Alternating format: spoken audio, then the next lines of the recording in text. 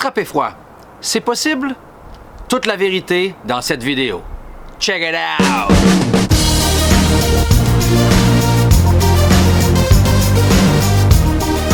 Bonjour et bienvenue sur cette chaîne où nous mettons découverte et savoir à l'avant-plan. Vous êtes curieux et vous aimez avoir réponse à tout? Songez à vous abonner pour ne rien manquer. On a tous entendu nos parents ou nos grands-parents nous dire de nous couvrir pour ne pas attraper froid. Mais est-ce vraiment possible d'attraper froid? Réponse courte? Non. Mais il y a quelques arguments logiques derrière l'expression et un peu de modération des propos s'impose.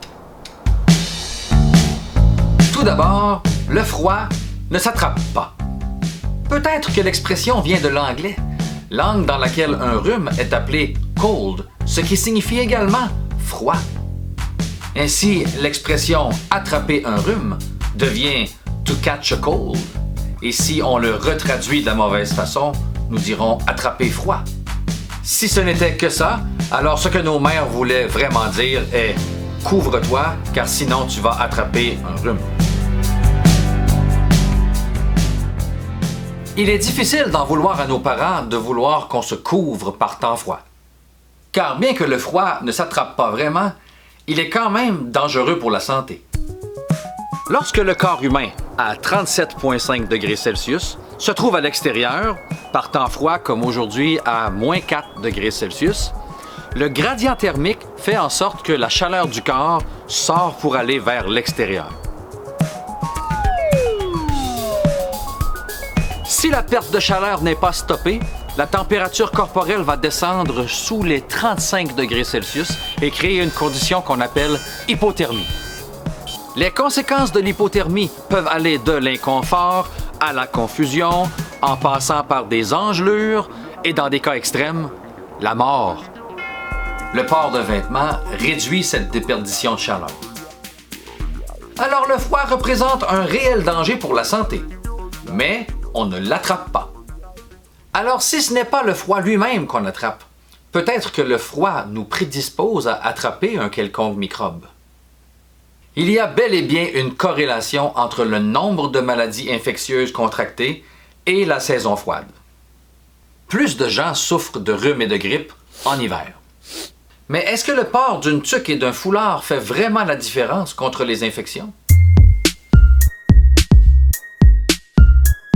Pour contracter une maladie infectieuse ou attraper une maladie, il faut être en contact avec un agent pathogène. Les rhumes et grippes, par exemple, sont véhiculés par des virus qui se déplacent par contact entre personnes ou dans l'air contaminé par une personne infectée. Nous savons que les virus du rhume et de la grippe survivent plus longtemps et prolifèrent mieux à des températures plus froides et à des taux d'humidité plus bas. Or, en hiver, la solubilité de la vapeur d'eau dans l'air diminue et l'air froid est donc plus sec, ce qui favorise la survie et la prolifération des virus. De plus, l'air plus sec rend les muqueuses nasales plus sensibles aux petites blessures et crée des brèches dans les barrières naturelles. Les virus peuvent plus facilement emprunter ces brèches, ce qui pave la route pour une infection par les voies aériennes.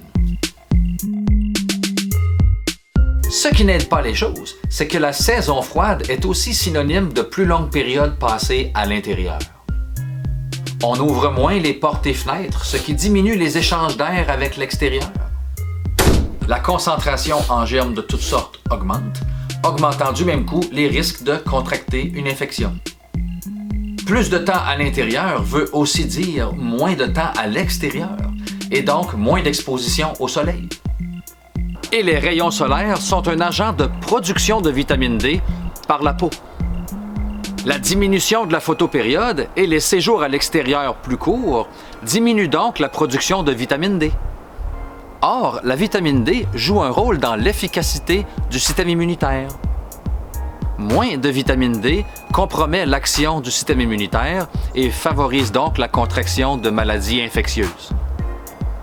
De plus, les températures plus froides créent une vasoconstriction, une diminution du diamètre des vaisseaux sanguins pour diminuer les pertes de chaleur.